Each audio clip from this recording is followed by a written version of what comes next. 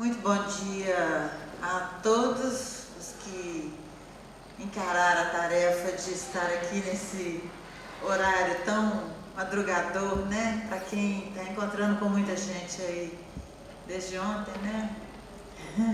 Esses encontros, os intervalos são muito importantes, né? Onde a gente troca a experiência e estabelece novas redes de contatos, né? Enfim. Agradeço então a presença de vocês aqui nesse horário cedinho. E agradeço, obviamente, mais uma vez, já o fiz na quarta-feira, num outro encontro que tivemos aqui, pensando sobre as licenciaturas nos institutos. Hoje o nosso tema é correlato àquele, mas é uma outra discussão. Como a gente discutiu licenciaturas, formação inicial na quarta-feira, eu hoje vou falar um pouco mais sobre formação continuada, que é o espaço por excelência da formação de professores da educação profissional. Na verdade, a formação continuada é o espaço por excelência da formação de qualquer profissional, né? Dizem as teorias de identidade profissional que você começa a construir de fato a sua identidade profissional quando você ingressa na profissão, né? A formação para a profissão é parte disso, mas saber o que é mesmo ser médico, ser engenheiro, ser eletricista, ser encanador, ser enfermeira, você vai saber isso no exercício mesmo da profissão, né? Mas então, só para explicar, nós vamos falar da formação inicial também. Não é possível falar em formação para o exercício de uma profissão na educação, né, no caso a docência, sem pelo menos mencionar os já muito conhecidos desafios da educação brasileira. Eu vou passar rapidamente por isso, só para ter isso como pano de fundo da nossa conversa, porque nós estamos nos formando para enfrentar os problemas, os desafios que a educação coloca para a gente nessa primeira década, né, nessa segunda década, meu Deus do céu, nessa segunda década do século XXI, né? Ixi, o computador resolveu trabalhar agora.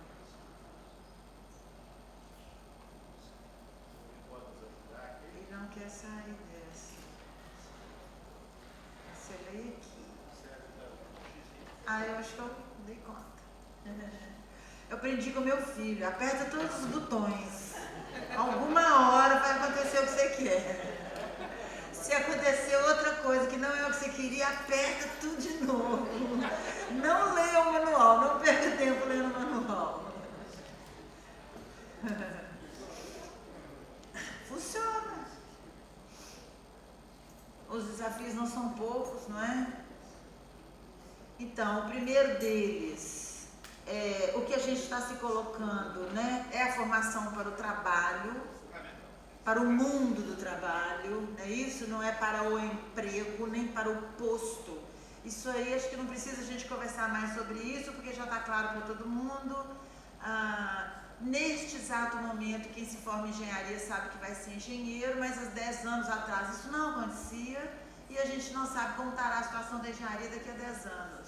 E a mesma coisa com muitas outras profissões. Eu mesma sou técnica pelo Colégio Técnico da UFMG e fui formada com um padrão de qualidade excelente na década de 70.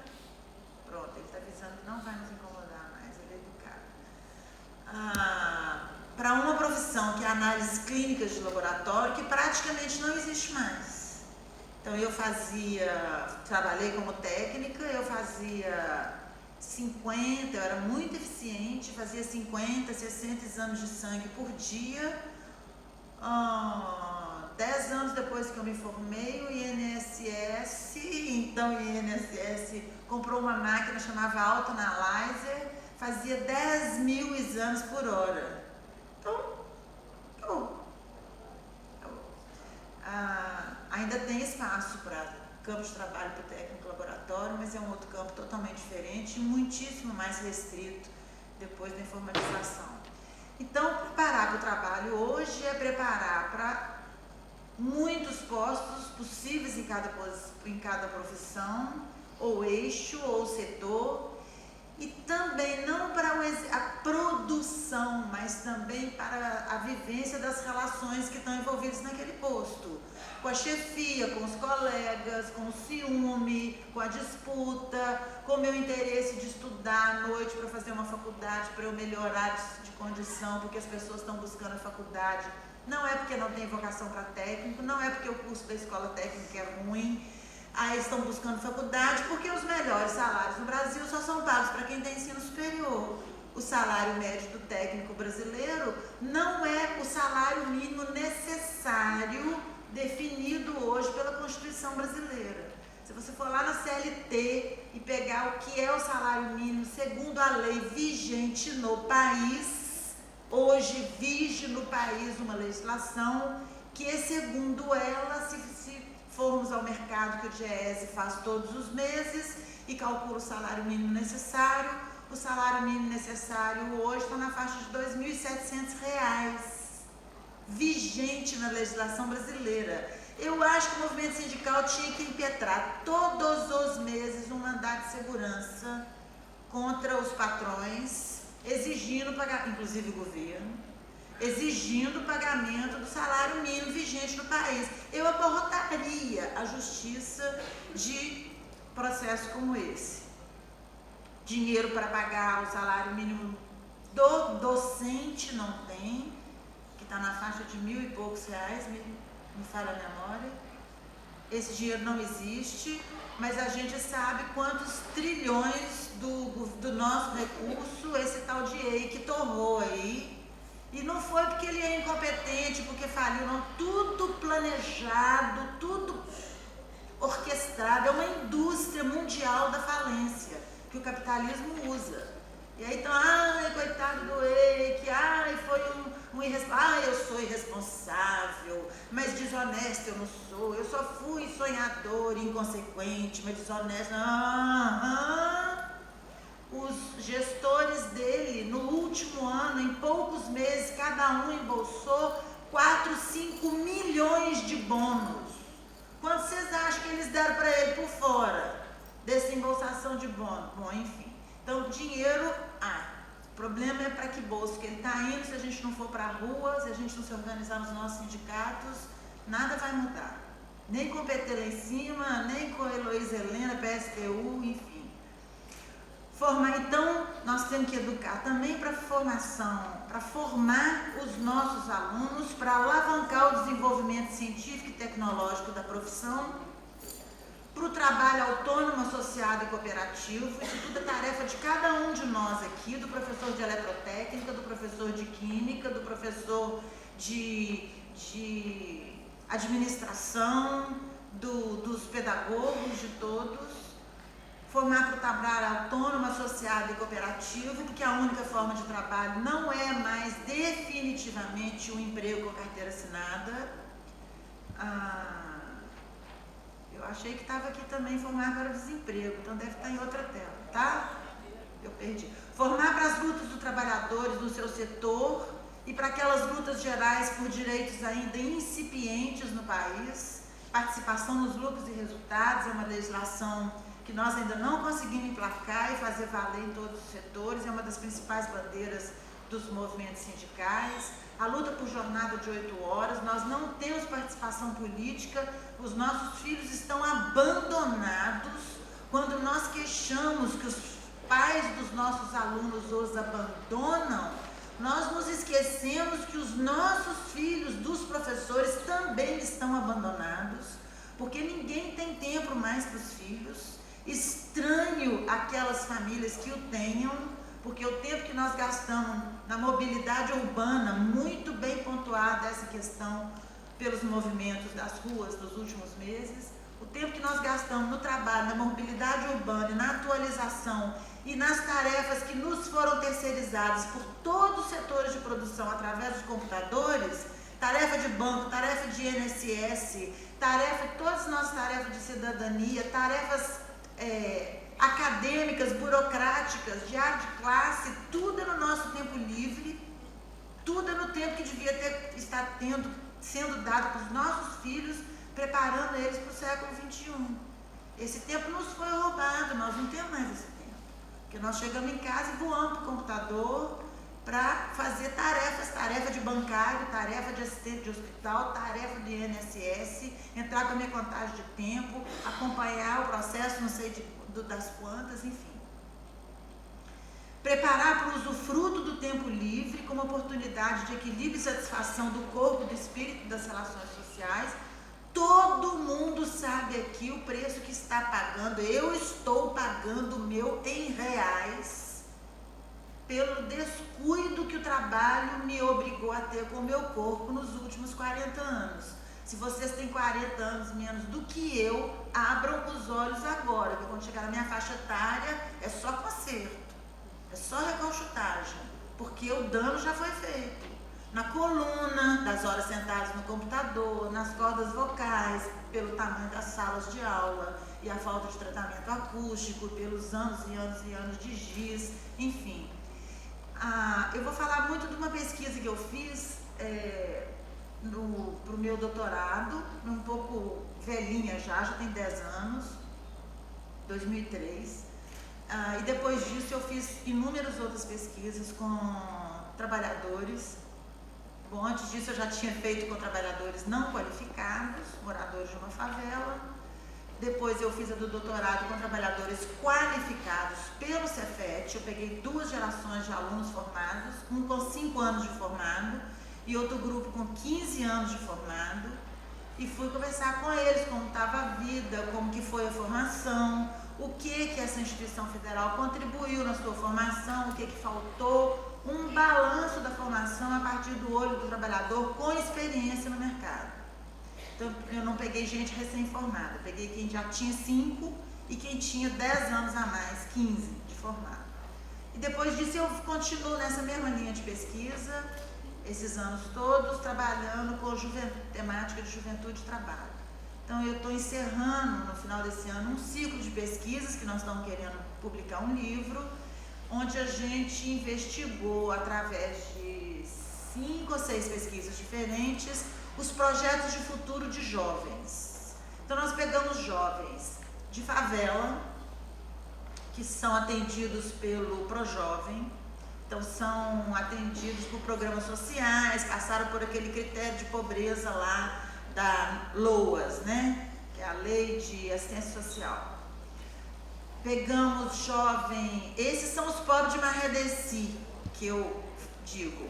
Depois nós pegamos pobres, que são pobres, neste caso, pela localização da escola que a gente pegou, uma escola que está num bairro de classe média baixa de Belo Horizonte, ao lado de uma favela, uma escola estadual. Então, predomina no ensino médio, num bairro de classe média, na escola estadual, no bairro de classe média de Belo Horizonte, alunos da favela, porque a classe média não vai para a escola estadual, ela põe preferencialmente na escola privada, talvez no Cefet, mas preferencialmente na escola privada. Mesmo a classe média baixa, mesmo a classe trabalhadora que tem um respirozinho, ela já faz um esforço familiar total para colocar o filho na escola de classe, na escola privada. Isso não é à toa, porque a escola estadual em Minas Gerais é uma porcaria.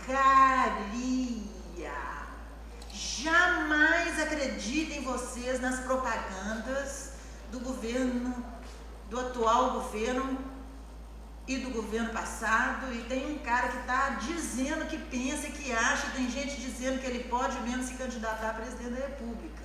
Esse cara é uma tragédia do estado de Minas Gerais, drenou todos os recursos do estado para construir um palácio no fim do mundo, num lugar em que milhões de pessoas que trabalham ali têm que se deslocar quilômetros todos os dias, em vez de pulverizar, que é a tendência de qualquer gestão moderna, é descentralizar. O débil mental concentrou tudo no fim do mundo, do lado do aeroporto, para ele chegar do Rio de Janeiro, vai lá, assina 3 coisas e volta para o Rio de Janeiro nas recepções dele, que a vida dele é no Rio de Janeiro, é um carioquinha, é um mineirinho que fala X. Não fala X porque o curral eleitoral dele é ancorado em Minas Gerais, se ele falar X, pega mal. Mas então, esse é o país que nós vivemos, e a nossa juventude, os alunos que estão nas salas de aula de vocês hoje, já estão enfrentando essa realidade. Não é a realidade do futuro deles, é a realidade do presente. Só que no futuro, eles vão ser os adultos que vão estar na frente ou atrás dos embates. Depende de nós dar um instrumental a eles de raciocínio para poder se colocar como classe trabalhadora nesse país em defesa dos seus direitos, porque são direitos registrados na Constituição, acordados internacionalmente. As convenções de trabalhadores da OIT, a OIT é um órgão capitalista. O Brasil não consegue atender minimamente as convenções da OIT, que são capitalistas. Não são acordos socialistas, comunistas, são acordos capitalistas. O país não consegue acompanhar as convenções da OIT. A metade da luta dos sindicatos é para que o Brasil acompanhe, faça valer essas convenções acordadas internacionalmente. Contribuir para a constituição de uma população cidadã, solidária, ética, política e ecologicamente responsável, equilibrada e feliz. Vocês achavam que vocês saindo do mercado, da química, da eletrotécnica, da gestão de empresas, da engenharia, vou trabalhar na educação, não tem mais prazo, né? Não tem mais, a máquina parou, a concorrência, nós vamos perder o contrato, vai cair a ISO. Vocês acharam que ficaram livres disso? Pois vocês arrumaram essas encrencas aí na vida de vocês. E não tem como escapar disso. E não tem como escapar disso. A parte boa da história é que, quando a gente dá um passo ou 2 nessa direção, a felicidade do aluno, a satisfação da família e o nosso coração pula e palpita de alegria é a cachaça do magistério. É o que me faz feliz depois de 30 anos dando aula. É muito maravilhoso. E na engenharia isso não existe tanto. Talvez aqueles que fazem um projeto e acompanham uma obra do início até o fim, que são pouquíssimos engenheiros que têm esse privilégio, né? Os cargos mais altos de gestão, que vê os resultados de uma mudança organizacional, elevação dos lucros dos acionistas. Mas é muito diferente você ficar feliz porque você levou o lucro dos acionistas, de você ficar feliz porque um jovem começou a compreender a lógica matemática que está no mundo, na natureza, na vida dele, nas relações das pessoas. Quando a lógica matemática faz clique na cabeça de um aluno, é um orgasmo múltiplo para o professor de matemática, sem sombra de dúvidas.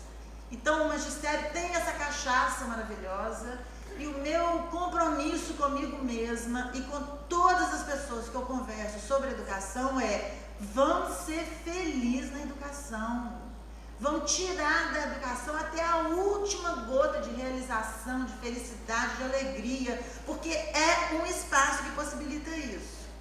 Mas não é sem problema, não é sem conflito, não é sem estudo, porque nós não estamos preparados para nada disso. Tudo que eu falei com vocês aqui, ó, de EES, CLT, AIC, EIC. A gente ouve tanto esse nome AIC que fala essa merreca, né? Porque nós estamos no Brasil, que merreca de AIC aqui, EIC. Esse tal de EIC, os financiamentos do BNDES, eu não aprendi isso na minha faculdade. Eu não aprendi nada disso. Movimento sindical, as demandas da juventude, os conflitos do jovem favelado, o que pensa o aluno do ensino técnico, que demandas que ele tem para a formação. Eu não aprendi nada disso na faculdade. Minha formação inicial não me deu nada disso. Mas eu corri atrás e continuo correndo atrás. Agora tem que correr na frente, né, gente? Correr atrás é quando eu fiz a minha pesquisa com os técnicos na década de 2000. Agora, quando a gente vai conversar com os alunos, eles já falam, não, a gente tem que correr na frente. Então já mudou até o jargão da cultura do trabalhador, né? É uma tragédia. Por um lado é legal, essa coisa do capitalismo, esse afã, faz a coisa movimentar para frente. Só que faz movimentar num ritmo desumano, numa direção que só beneficia meia dúzia, enfim. A gente tem que botar um freio nisso, porque nós vamos piorar a saúde, ficar cada vez mais infelizes, os filhos cada vez mais abandonados. Essa pesquisa, eu vou falar daqui a pouco. Então é isso aí o nosso desafio. Formar trabalhadores capazes de gerir sua vida, gerir a sua vida. Eu decidi o que eu quero. Será que eu quero casar mesmo? Ou será que a minha família quer que eu case? Será que eu quero esse emprego mesmo? Ou será que eu prefiro ganhar menos? Eu tenho o direito de escolher ganhar menos? Tenho, desde que aquela outra empresa me dê mais chance de carreira.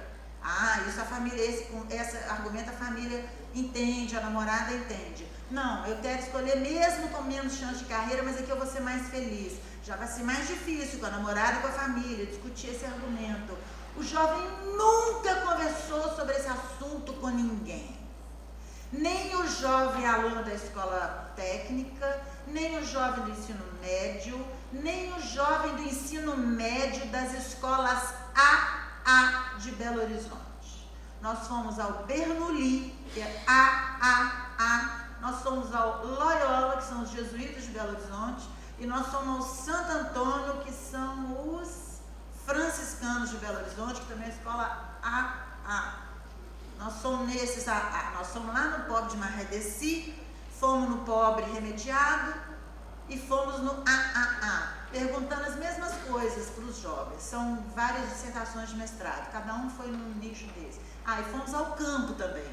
Estamos fechando a coleta de trabalho no campo. O que você quer ser no futuro? Quem conversa com você sobre isso? Você tem alguma ideia do futuro? Você conversa sobre isso com alguém? Quem já conversou com isso sobre você? Você já procurou alguma informação sozinho sobre isso? Onde você procurou?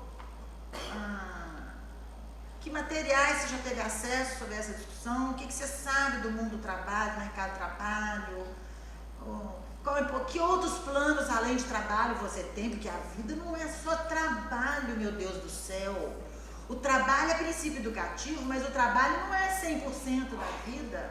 A vida é amor, é poesia, é descanso, é cerveja na beira da praia, é rede, é abraço, é enterro, é batizado, é perda. A vida é muito mais do que trabalho. Então a gente não pode perder um pouco essa dimensão também, meu Deus do céu. Que isso? Nós não estamos formando máquina de produção, nós estamos formando um ser humano. Então, formar trabalhadores capazes de gerir sua vida, seu trabalho, sua categoria profissional, sim, e a sociedade. Porque se a gente não formar jovens que são capazes de pensar a sociedade, eles vão sair na rua com a bandeirinha lá, abaixa a política. E aí? Abaixa a política, e aí? Para onde nós vamos? De que jeito que nós vamos? Como é que nós vamos? Então, se você pegar no Google Imagens, né, os cartazes, né, das manifestações, você vai ver ali a diferença da formação daqueles jovens.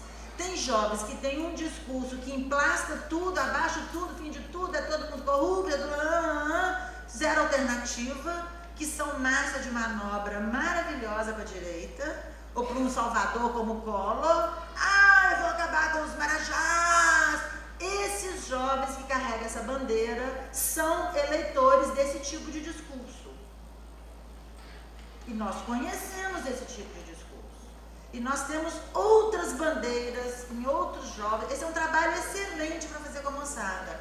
Levar as fotos desses cartazes e conosco, professores também. E analisar que formação esses diferentes jovens tiveram para produzir esses diferentes cartazes que foram levados. Que tipo de questões estão sendo vistas por qual parcela da juventude e que tipo de questões estão sendo vistas pelos alunos do Instituto Federal do Espírito Santo, porque isso é responsabilidade de vocês também, mais de vocês do que da família, sinto dizer, porque eu acho que vocês passam mais horas com esses jovens do que os pais deles, provavelmente. Ah, mas isso é um absurdo. É o mundo como ele é. O mundo não é de outro jeito. O mundo é assim. O pai e a mãe saem de casa às 7 horas da manhã e voltam às 7 da noite. E aí tem que guardar roupa, tirar a roupa lavada da máquina, pendurar, tirar a roupa da máquina, pendurar, separar a roupa suja, conferir o que precisa comprar no supermercado na volta para casa no outro dia. Você sabe, é a vida nossa. É a nossa vida. Então, a discussão toda sobre a formação de professores para a educação profissional passa por uma reflexão sobre a juventude hoje. Quem são os jovens de hoje? Quais são os diferentes segmentos de jovens que estão circulando pela sociedade? Quais são os diferentes segmentos, mentalidades, maneiras de ser jovem que estão dentro do nosso instituto, de cada campus, porque cada campus vai ter perfis diferenciados de jovens, que projetos que eles têm, e as minhas pesquisas dizem que projetos que eles não têm, nem os da classe AAA. Os da classe AAA têm um projeto, passar no vestibular de uma escola pública. Esse é o projeto. Mas por que essa profissão? Eu até que pensei em letras, porque eu adoro escrever, adoro ler, eu leio não sei quantos romances por mês, sei o quê, nananã. Só que eu fui falando com a minha mãe que eu ia fazer letras, ela contratou todos os psicólogos de Belo Horizonte para mim. Isso é classe AA. Agora vocês imaginam uma Dona Maria, faxineira, que o dia inteiro o pessoal xinga ela, grita porque o café tá frio, porque o banheiro tá sujo, passa por ela, não fala bom dia na escola, porque ela é invisível na sociedade, semi-analfabeta. Que orientação que essa pobre senhora vai dar para o seu filho? Me fala. Da onde que ela vai tirar a informação para passar para o filho dela? E algumas dão. O surpreendente é isso. Não pegue esse exemplo dos filhos de família pobre que tem orientação em casa para dizer para os outros, ela faz, todo mundo tem que fazer também. Ela faz porque tem um milagre acontecendo ali. Mas a regra geral é a regra geral. Quem não tem informação não passa informação. E nós temos. E as que nós não temos, nós temos a obrigação de correr atrás delas e nos suprir. Então tá aí o depoimento de um ex-aluno do Cefet. O que acontece é isso. O aluno dele no Cefet fuça, fica revirando um monte de folha de papel. Chega lá no mercado de trabalho, é um impacto. Foi sofrimento para mim. A gente ficava só, durante o curso, a gente ficou só por conta de estudo e outras coisas que são importantes na vida da gente, ficou um pouco para trás. É um peanut sempre. Outro, você ficava limitado mais aos conhecimentos específicos da área. Os técnicos é que eram mais trabalhados. Na área social, desenvolver mesmo o potencial humano, o potencial da pessoa em si, não te dava oportunidade para isso. De você trabalhar, digamos, que o lado psicológico, também da sociologia. Ontem foi muito falado da sociologia aqui, por coincidência. Você entender um pouquinho da sociedade que a gente vive. Saber como é que você pode atuar para melhorar outras áreas. Esse aqui só Deus sabe como é que esse menino elabora isso, né? Digamos, dentro de uma empresa, você ficar trabalhando, cumprindo horário, igual eu via, tinha técnico mecânico lá, que já trabalhava lá na época, que era formado, eles tinham lá uma atuação muito limitada. O cara não enxergava nada do que estava se passando, ele era uma peça da máquina, estava percebendo absolutamente nada. Ele conta, o cara lá não pode contar isso para o operador de máquina, mas 3 peças que o operador usina, paga o salário dele. Ele faz 40, 50 por dia. 3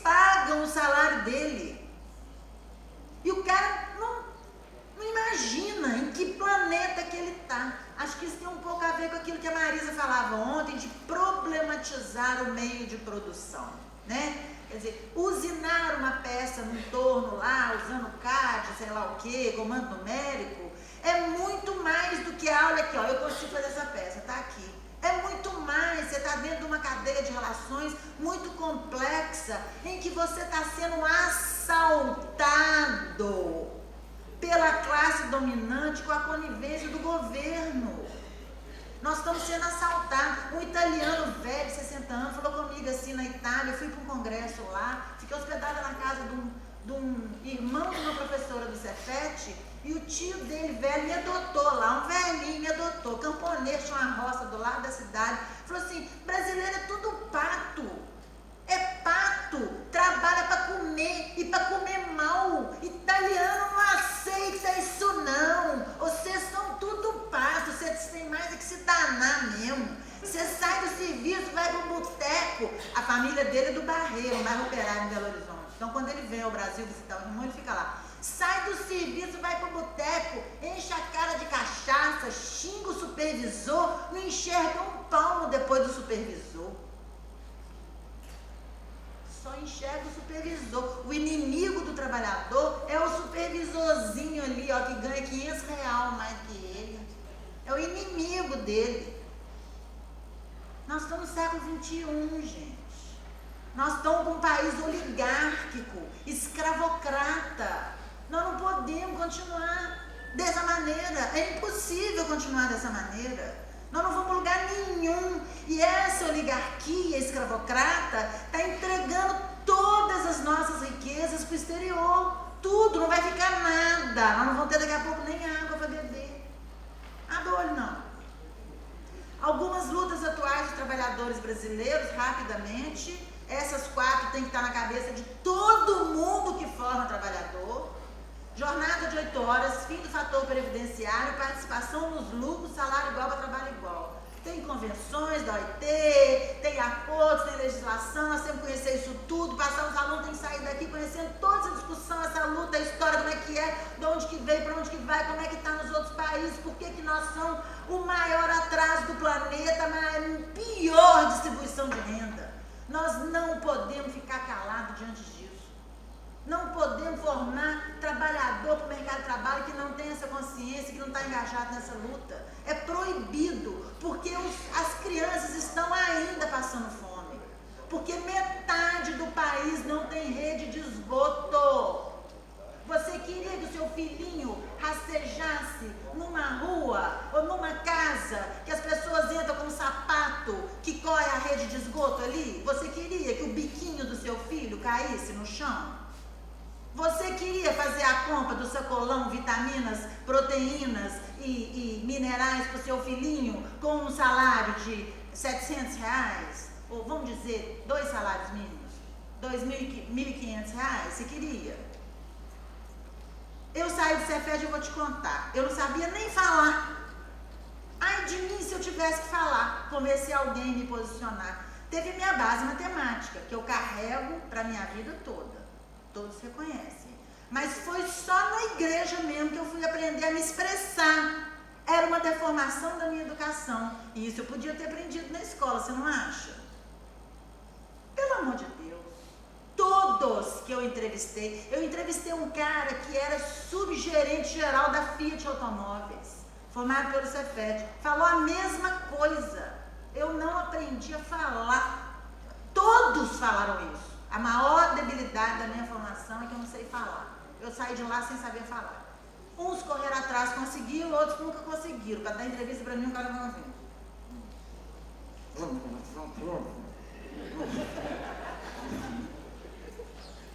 Não é esse o perfil da classe trabalhadora? Pensa nos proejas, vocês devem ter muita gente com esse perfil. Ou então, assim, contrário, né? O que sai desse perfil recalcado, sai com selvageria, com agressividade, com revolta. É melhor esse revoltado, eu prefiro. Mas também não adianta muito revolta por revolta, o cara só se ferra, coitado. O negócio é você saber, base matemática, racional, organizar o pensamento, organizar a luta, organizar a ação. Tem que pensar em Excel também. Mas se não dominar o Word, está ferrado. Porque o Excel é muito maniqueistazinho, tudo que botar nessa coluna, com aquela função, dá só aquilo. E a vida não é assim, meu irmão. A vida não é assim. Precisa de um pouco de Word, aquela zona, aquela confusão, aquele palavrório. Conhecimento científico sistematizado. O que o professor precisa? Eu vou agora só voar nas próximas lâminas e nas perguntas, se vocês quiserem. Eu aprofundo alguma coisa, que meu tempo falta quanto? 5? Já estourou? 12. Porque ele já tinha me dado, faltava 20, e eu acho que eu falei muito depois dos 20. Então vamos lá. Os conhecimentos. Isso aqui eu vou passar rápido, porque eu já falei. Para você ser educador da profissional, sorry, but primeiro tinha que saber falar inglês, né? Porque para ser cidadão do mundo hoje tem que falar inglês. Sorry, but. Porque se você quiser usar a internet, meu bem, se você só usa em português, você usa 0,10%, talvez, 0,10%, não, 0,10%, não é matemática, não é em Excel.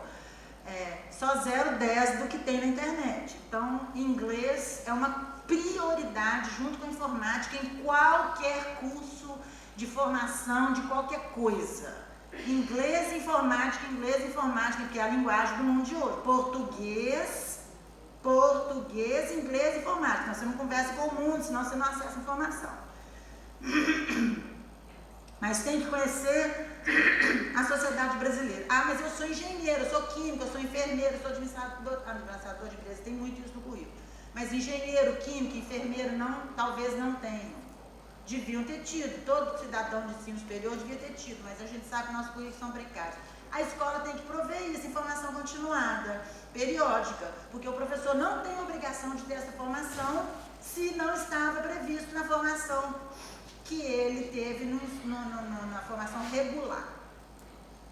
O campo científico e tecnológico de atuação para formar trabalhadores competentes, e isso significa se atualizar no seu campo científico e tecnológico.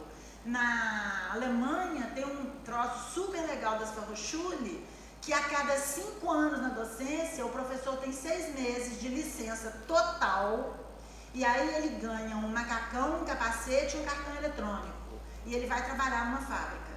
6 meses a cada 5 anos.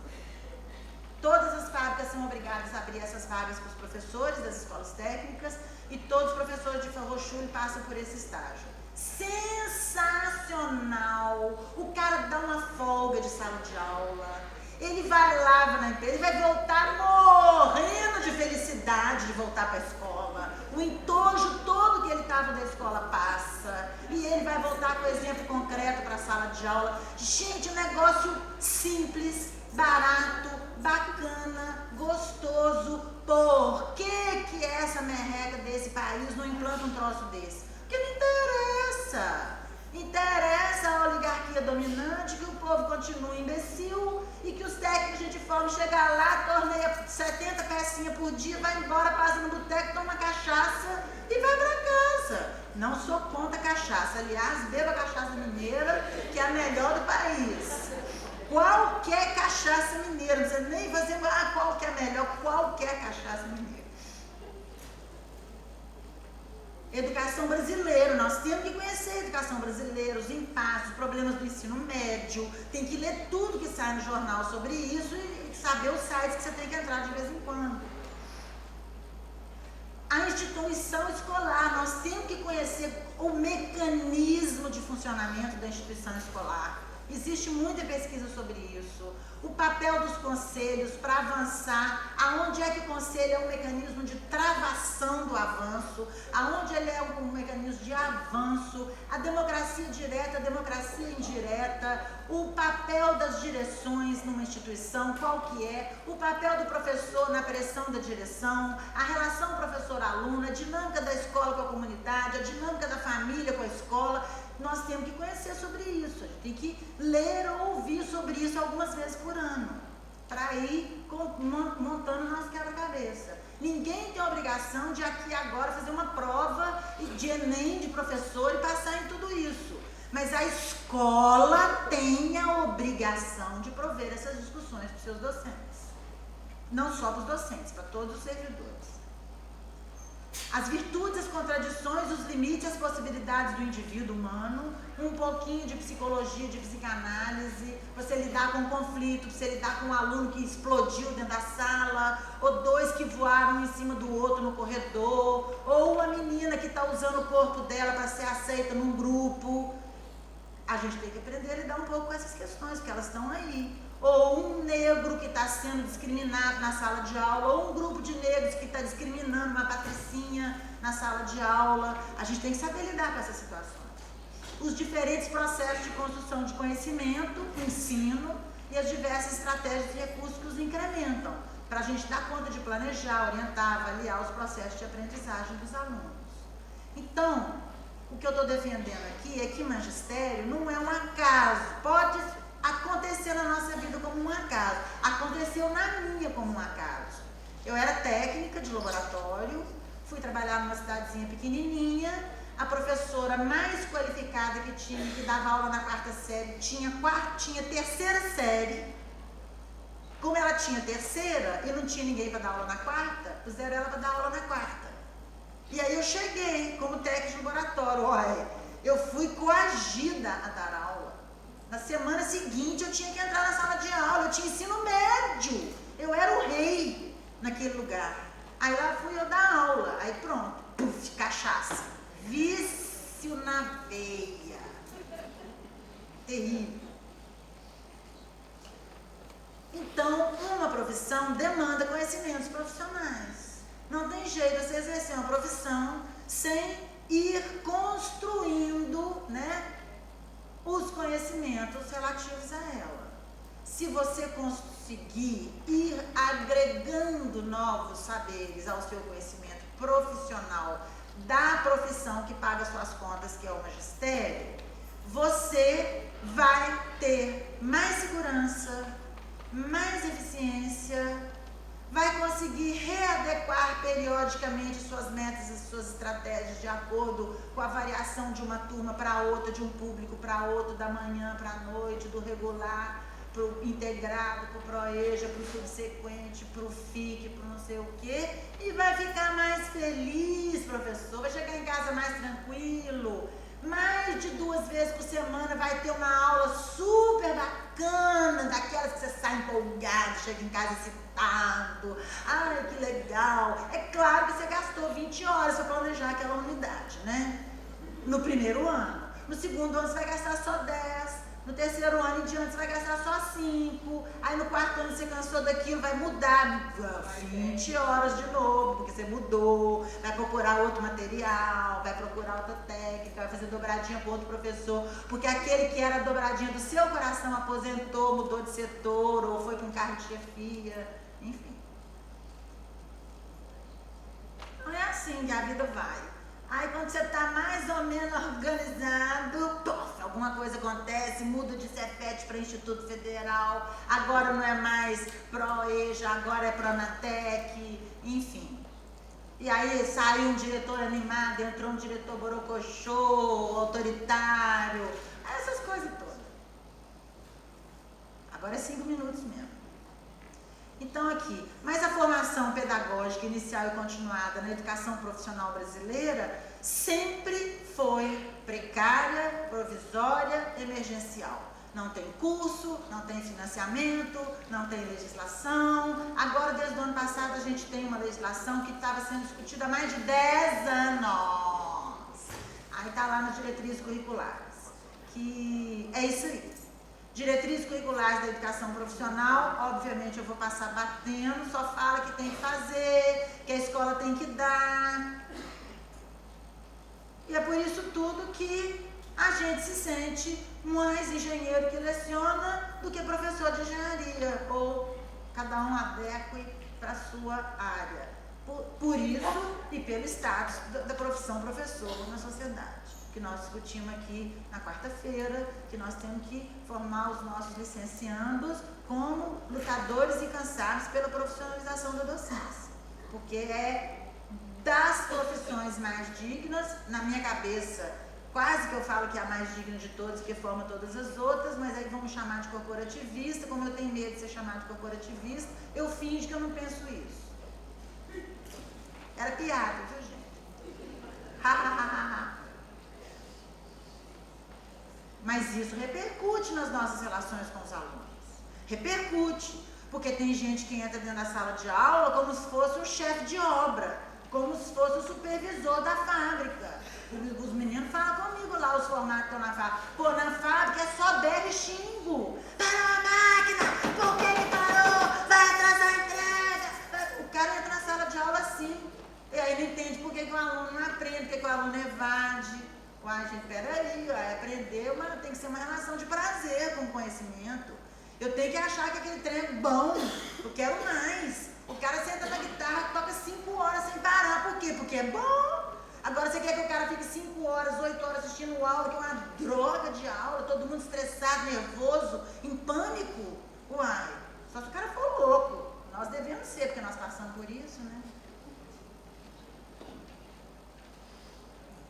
A formação contínua está na lei, é obrigação por lei da escola. Se o Instituto Federal do Espírito Santo não estivesse fazendo, vocês podiam abrir um processo contra ele, né? Olha lá, ó, está na lei, vocês não estão me dando formação continuada, é meu direito. Mas está fazendo. A formação contínua, no meu ponto de vista, é o locus por excelência de toda a formação profissional. É o dia a dia da escola, é a relação com o aluno, com o colega, desde que a gente pense em espaços para reflexão. Porque sem reflexão não tem formação. Sem reflexão é os nossos mecanismos automáticos de adaptação que vão funcionar, né? Eu fiz isso, deu certo, eu repito. Eu fiz aquilo, deu errado, eu saio correndo. Enfim. Para isso nós precisamos de condições institucionais para essa reflexão. Tempos para reflexão. Parceiros para verbalizar as nossas experiências e estabelecer trocas, coordenação capaz de pautar, coordenar, sistematizar, comunicar e acompanhar essas reflexões, registro e socialização interna e externa, publicações acadêmicas nas discussões sobre ensino de. E aí nós teremos o que o Chon chama de profissional reflexivo, e não é falando de professor, não. O Chon está discutindo engenharia, medicina. E aí a proposta tem muito a ver com o que a gente conversou ontem aqui com a Marise, né? E com a Samira, na quarta-feira também, essa articulação do ensino, da pesquisa e extensão. Então, a pesquisa no ensino tem que ser quase que obrigatória para todo mundo que trabalha com ensino. Não precisa ser toda a sua pesquisa nisso, não precisa ser o ano todo nessa pesquisa, mas pelo menos uma pesquisa por ano sobre ensino, com o perfil de aluno que você tem que fazer. Nem que seja uma pequenininha. Vamos combinar na coordenação qual vai ser a desse semestre que nós vamos fazer? Ou um grupo faz essa, outro grupo faz aquela, e aí a gente marca uma reunião para socializar. Com isto, vocês vão ter, fazendo esses estudos de formação continuada para o ensino, vocês podem publicar na Amped, nas revistas de ensino, nos jornais da cidade. Com essa publicação, vocês podem fazer extensão comunitária, consultoria, eventualmente ganhar até um dinheiro, melhorar seu Lattes no mínimo. Com isso, vocês vão ter saúde, alegria e sucesso. Não é lindo meu ciclo? Funciona.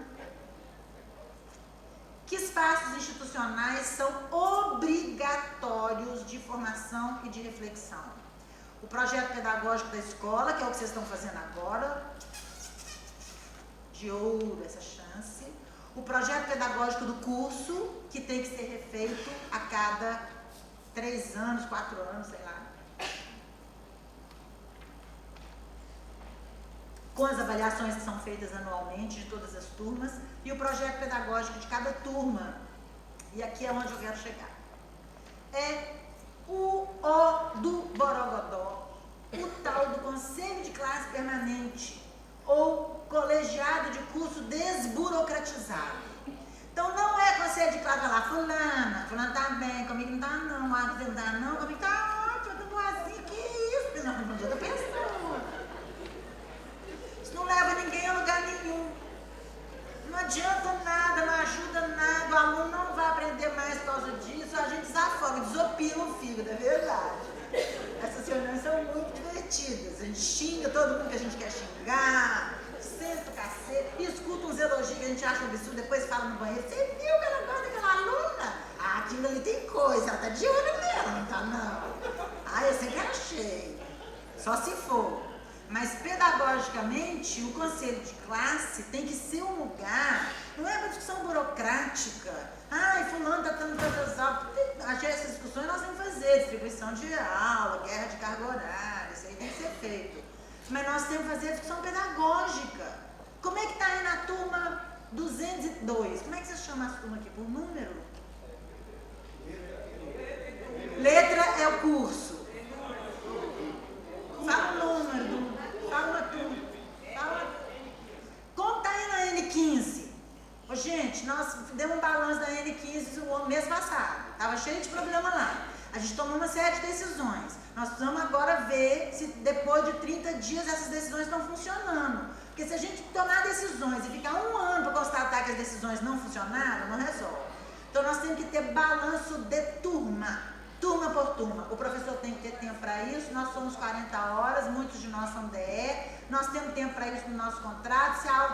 Se a escola está entupindo vocês de aula e de pesquisa e de extensão, gritem e reivindiquem tempo para a discussão pedagógica por turma, porque é um único jeito de ter sucesso na educação, é fazer acompanhamento. Até o povo da produção material fala em PDCA. Aí não vai rodar PDCA na educação? Tem que ser, e PDCA é o tempo todo sem parar? O negócio é assim, ó, né? Assim, planejou para um ano. Executou para um ano. Não, a empresa planeja, executa, avalia e refaz o processo sem parar o tempo todo. A educação tem que ser a mesma coisa. Considerando, então, o foco é o aluno. O foco não é o meu diário, a nota, passou, fulano tem tantos aprovados, tantos reprovados. Para isso, tempos, coordenação, trocas. Algumas experiências que nós temos disso, eu estou caminhando para o final. Horário institucional de reunião. Vocês têm aqui toda quarta-feira à tarde, não tem nenhuma aula? Sensacional. A Federal do Paraná tem, o Instituto Federal do Sul de Minas tem, vários têm. Toda quarta-feira à tarde não tem aula nenhuma na instituição.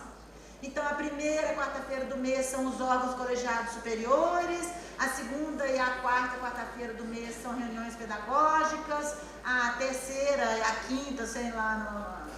Então, você tem tempo a segurar. E na hora que definir esse horário, vocês têm que guerrear pelo horário de reunião de coordenação de curso e de turma.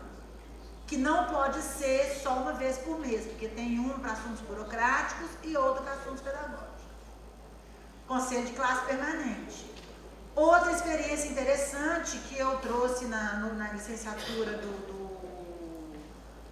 da Federal do Paraná, que é um professor articulador por turma. Cada turma tem um professor articulador, e esse professor, então, articula o trabalho de todos os outros, senta para saber como é que está o andamento, ouve a turma, acompanha e tal. Uma experiência sensacional na Espanha, maravilhosa, foi a melhor coisa que eu vi no meu pós-doc lá, é tutoria. Cada grupo de 5, 6, 7 alunos, sei lá, tem um tutor. Isso faz, o Observatório da Juventude da UFMG está fechando uma pesquisa que mostra isso. Onde tem tutoria tem sucesso. Onde o aluno tem um acompanhamento, um professor que preocupa com aqueles 5 alunos, morreu o pai, morreu a mãe, transou, perdeu a virgindade, caiu, passou mal, está precisando de apoio para voltar de transporte, desacatou o professor de não sei o quê, enfim. Coordenações especiais para projetos iniciantes, com FG ou redução de carga horária. Tudo que é institucionalizado tem que ser com apoio, né, gente? Porque sem apoio é o professor carregando cruz nas costas. Chega de cruz nas costas do professor, porque as cruzes que eu botei lá nas primeiras telas já é suficiente. Então, novas tarefas, novas condições para executar essas tarefas. E pauta didática em pelo menos uma reunião bimestral de cada coordenação. Olha, eu estou com vergonha de ter trazido isso aqui. Eu acho vergonhoso uma pauta didática uma vez por bimestre. É muito pouco. não tem pauta didática hora nenhuma, um ano inteiro, então eu fiz isso aqui assim como uma negociação com vocês.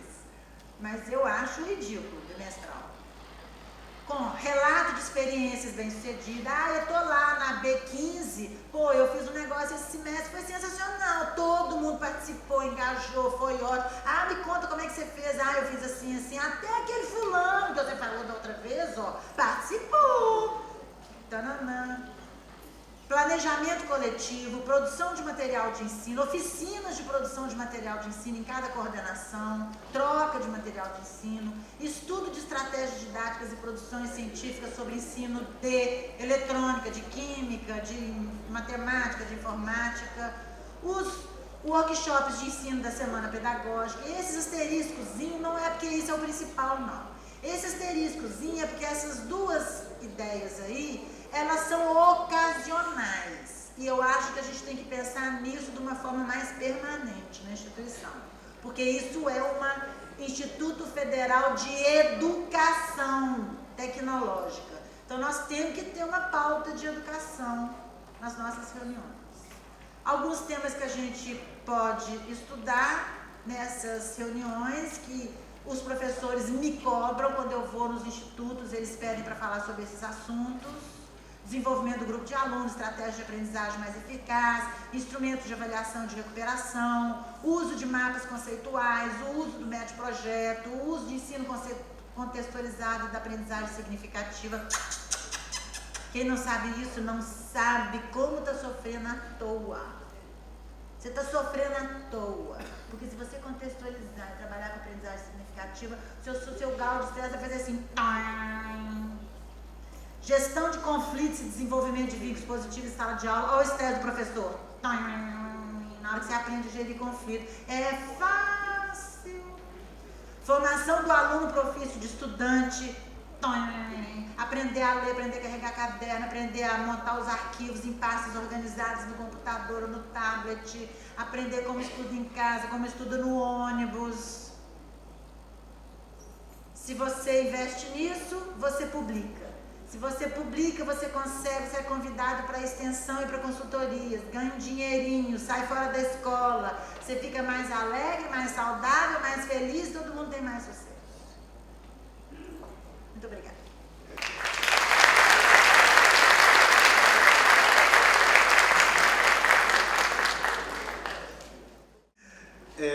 Primeiramente, quero cumprimentar a professora pelas colocações, elas são colocações extraordinárias à reflexão. Especialmente quero chamar a atenção para estas últimas, onde ela diz da natureza desta instituição que estamos hoje aqui reunidos e discutindo sobre ela, a natureza educacional. E esta é uma questão que algumas instituições, especialmente em educação profissional, eu tenho encontrado diversos planos de curso de educação profissional lá no Conselho, aqui no Conselho Estadual de Educação, que eu sou membro da Comissão de Educação Profissional e Ensino Superior, e a gente tem encontrado diversos planos de curso que parece que não se está a falar de escola. Nós estamos falando de uma transmissão pura e simples de conhecimento técnico especializado, sem nenhuma preocupação com a formação integral daquele que será o profissional a trabalhar com a ciência, a tecnologia, aqui nas nossas, produzir as coisas que nós vamos usar daqui a alguns dias. E isto é um problema que impacta a formação dos técnicos, porque impactou anteriormente a formação daqueles que estão atuando como docentes nestas instituições. Acho que a professora traz aqui uma discussão bastante interessante também sobre a necessidade de qualificação pedagógica para aqueles que ousam ensinar, para aqueles que ousam assumir a responsabilidade por trabalhar com uma turma de jovens, com uma turma de adolescentes, aqueles que ousam trabalhar com o futuro, né? Com futuras pessoas, futuros profissionais. Essa formação pedagógica, ela está sendo o Conselho Nacional de Educação está colocando agora como condição para ingresso e atuação na educação profissional a formação pedagógica.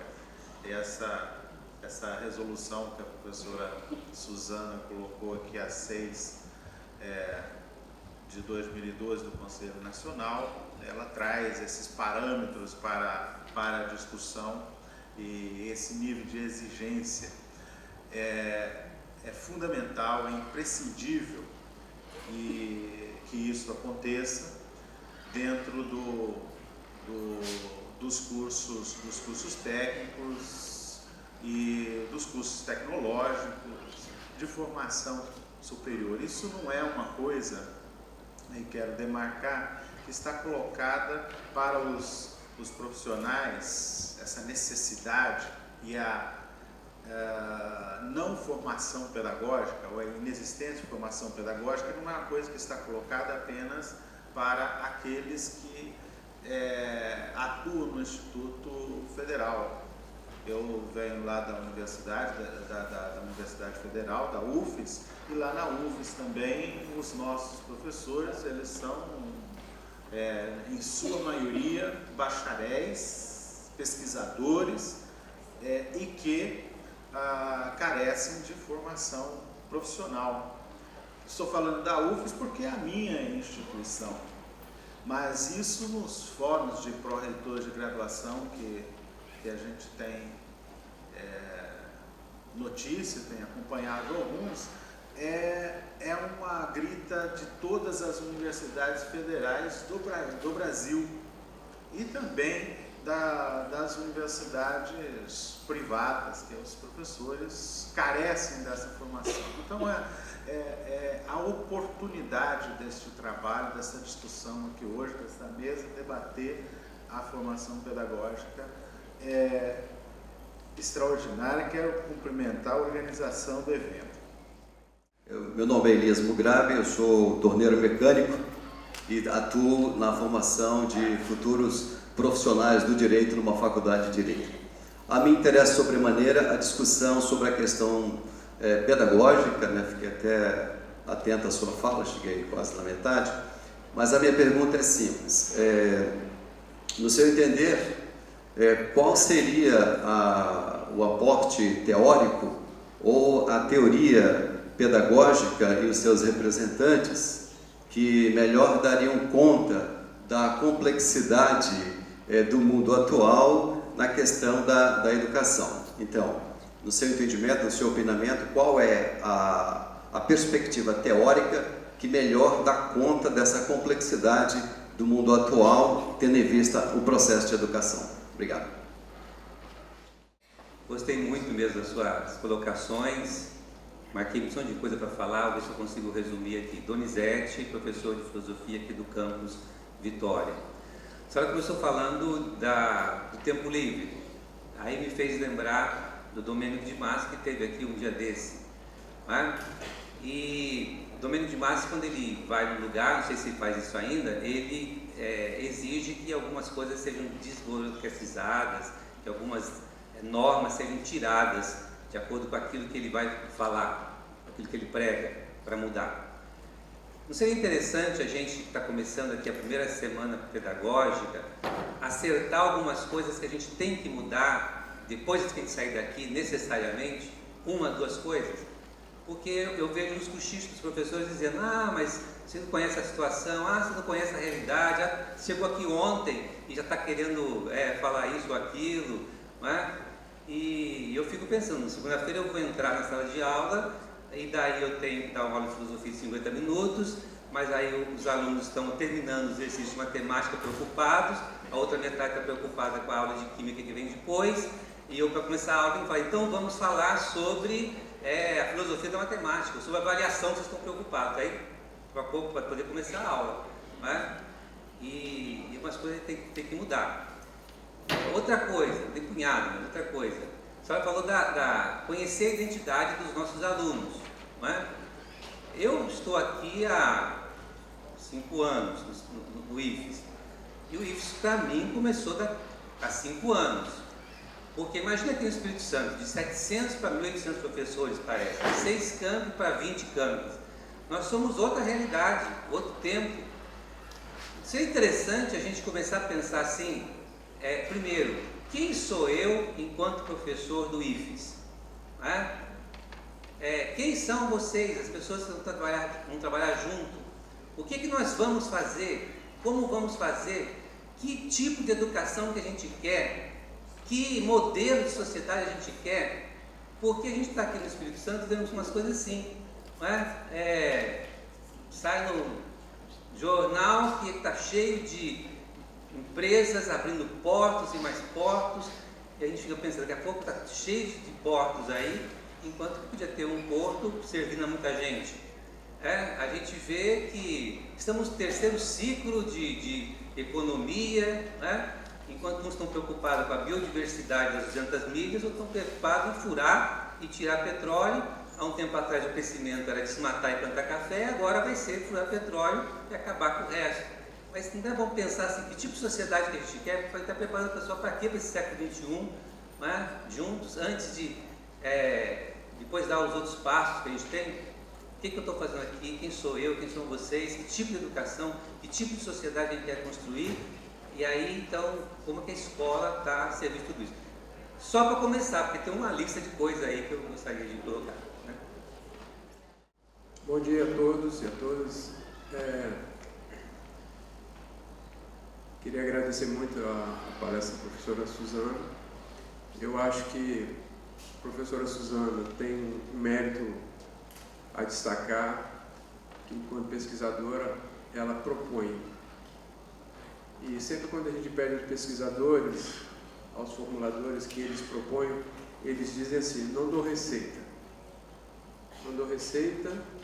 mas a gente precisa tentar fazer algumas receitas, mesmo que elas sejam debatidas, problematizadas, superadas, mas a gente precisa caminhar para algumas receitas, não receitas autoritárias, mas receitas em aberto. E eu acho que o mérito da fala da professora Suzana vai nessa direção.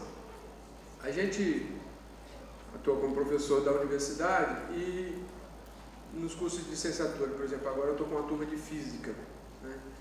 E eu dizia assim, o que é necessário para ser professor? É necessário saber o conteúdo que se ensina, dominar as habilidades para as quais vai se ensinar. Mas isso não é suficiente. É necessário saber como se ensina, não só o que se ensina, e saber como se aprende.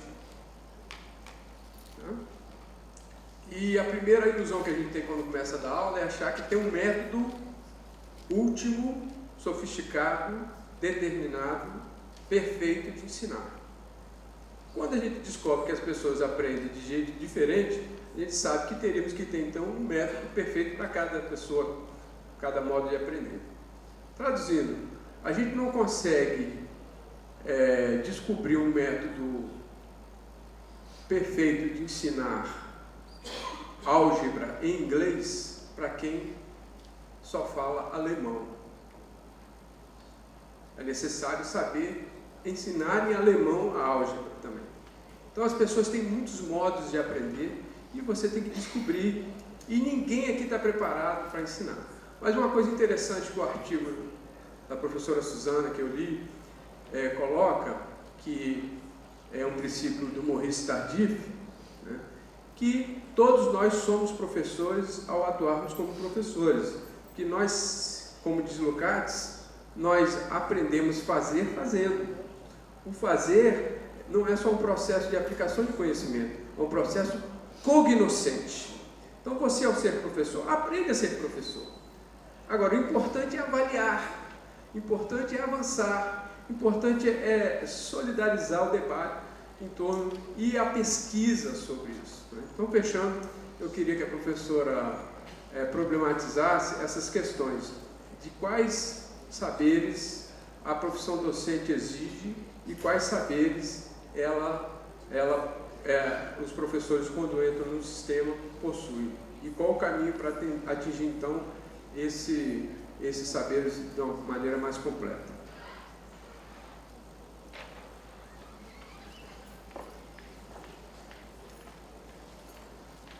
Bom dia. Ontem eu já me apresentei, hoje eu vou delongar um pouquinho mais, apesar do professor Itamar ter pedido brevidade na fala. Eu sou Joel, trabalho no MEPS, Movimento de Educação Promocional do Espírito Santo, e um pouco nessa parte de assessoria pedagógica e de formação pedagógica. Então a gente tem discutido muito os processos formativos. E o que a professora traz alguns elementos que nos fazem pensar um pouco o que a gente tem feito enquanto locus de formação da nossa instituição. Aí eu trago 3 questões para que possa dialogar com a professora sobre essas temáticas. A primeira é o processo de formação inicial e continuada. Para isso eu preciso reportar um pouco e contar um pouco como que a gente fazia e como que a gente tem feito agora, para a professora nos ajudar a compreender de que forma esse processo formativo hoje conseguiria dialogar com a lógica do trabalho enquanto princípio educativo, também para o profissional que está em formação. Antes, para o profissional entrar no MEPS, a gente fazia um curso de 8 meses e depois ele entrava. Esse seria o chamado formação inicial nosso no primeiro momento. Agora, a nossa formação inicial ela se dá em serviço. À medida que eu vou estudando, eu também vou intensificando esse estudo na minha relação com o trabalho e com o trabalho como locus de formação, como a professora tem colocado. Isso num percurso de 2 anos. E ao final do primeiro ano, o profissional ele tem que apresentar um projeto de pesquisa e intervenção pedagógica, ao final de 2 anos. O que eu estou querendo dialogar? Que a professora colocou alguns projetos de intervenção mais curtos. Isso me interessa no sentido de como que poderia ser feito. Porque no nosso percurso formativo, ao final do primeiro ano, ele tem que aplicar ao final do segundo ano, depois ele tem que apresentar, enquanto proposta de intervenção pedagógica. Compreendendo que nós estamos revisitando isso e estamos discutindo agora uma perspectiva do memorial do educador, quando ele vai entrar no processo formativo, ele fazer o memorial. E a segunda questão, que antes dele entrar no processo formativo, ele talvez deveria entrar já com a perspectiva de um pré-projeto. Isso é algo que nós estamos rediscutindo e revisitando. Se isso de fato seria possível, não, se essas questões trazem sentido ou não. A outra questão é sobre o conselho de classe. Nós temos feito uma experiência de um conselho de classe onde a gente discute essencialmente verificar se os estímulos para a formação, para a aprendizagem estão acontecendo ou não. Então nós estamos encarando o conselho de classe como verificação dos níveis de estímulos para que a aprendizagem possa ocorrer. Nesse sentido, a gente utiliza o ver, julgar e agir para verificar o que está acontecendo na turma ou em toda a escola e também enquanto profissional, mudando um pouco o foco do conselho de classe. Ao invés de só centrar no estudante, a gente centra também nos processos e também no professor. Por isso que a gente avalia enquanto estímulo para a formação e para a aprendizagem. Se, a partir da experiência que a professora tem, se ela poderia contar algo de experiência do que tem acontecido de fato, de modificação nos conselhos de classe. E, finalizando, sobre a tutoria. Tutoria, nós temos um documento pedagógico chamado Tutoria, baseado um pouco no personalismo de Mounier e traduzindo algumas coisas de acompanhamento personalizado. A pergunta é, como que aconteceria essa tutoria que a professora coloca e enfatizou na fala da professora? Obrigado. A minha pergunta rapidinho, professora. eu sempre busquei, através das dificuldades que eu sempre tive em sala de aula, soluções, né? A gente vai, através do que a gente vai presenciando e vivendo, que a gente vai buscando mudar, né? E assim como aconteceu comigo, muitas vezes eu fico tentando entender o que acontece com os meus colegas de trabalho, né? Nesse sentido. A gente sabe que existe a formação inicial e continuada, né? Que interfere. Eu sempre busquei essa formação independente, né? Porque a gente sabe que isso não é oferecido para a gente, como a professora bem falou. Só que eu penso que existe algo além da formação inicial continuada, além dos processos de reflexão que a gente faz na escola informalmente, né? Coletivamente ou individualmente, tá? Porque eu fico pensando como que a pessoa consegue viver insatisfeita, viver cheia de conflito, trabalhar insatisfeita, sofrer com aquilo e não tentar mudar. Então eu acho que existe, para além da reflexão, para além da formação inicial e continuada, algo para essas pessoas poderem mudar, pensar, transformar o trabalho, para elas viverem mais felizes, como a professora falou, né? Para elas poderem viver mais satisfeitas, viverem em paz com elas mesmas, né? Porque você vai ter que conviver com aquilo sua vida inteira. Como que você convive num conflito desse, insatisfeito, triste, a vida inteira? Né? Eu não consigo conceber isso de uma forma justa, né? Saudável, com uma qualidade de vida, né? Eu gostaria que a professora falasse sobre isso. Tá, ok. Olha, eu vou aqui na ordem das perguntas, porque não consigo agrupá-las para... É muito pouco tempo, né? Acabei de ouvir, já vou responder, enfim. O Elias pergunta do aporte teórico, que dá conta da complexidade. Eu agradeço ao Elias, cadê ele? Agradeço ao Elias de ter usado essa palavra complexidade, porque já me dá a deixa para dizer que você nunca vai ter um aporte único que resolva todas as questões. Aliás, essa é uma obrigação nossa, ontem a gente falava sobre isso no almoço, na mesa com artistas e tal, que é de estar sempre duvidando de todos os aportes teóricos. Todos! Inclusive o do Papa, de Deus e Jesus Cristo, enquanto a gente tiver como atitude científica, né? E com isso eu estou dizendo, eu não quero dizer Papa, Deus e Jesus Cristo, na verdade eu quero dizer Piaget, Marx, Freud, tudo está em questão. Essa é a atitude do cientista que nós temos que ter. Então nós temos que ler a teoria com cuidado, olhar para a prática, fazer essa mediação e ajudar, na medida da nossa infinita ignorância, as teorias a avançarem, a se atualizar. Bom, do ponto de vista pedagógico, se a gente for pensar num aporte teórico geral insuficiente, porque nós vamos precisar de outros aportes acessórios, da filosofia, da sociologia, das outras ciências humanas, né? Da história, nós vamos precisar desses outros aportes, mas um aporte pedagógico que eu hoje acho que nos ajuda melhor a pensar a sala de aula é o tal, eu tenho até medo de falar essa palavra, gente. Sabe por quê?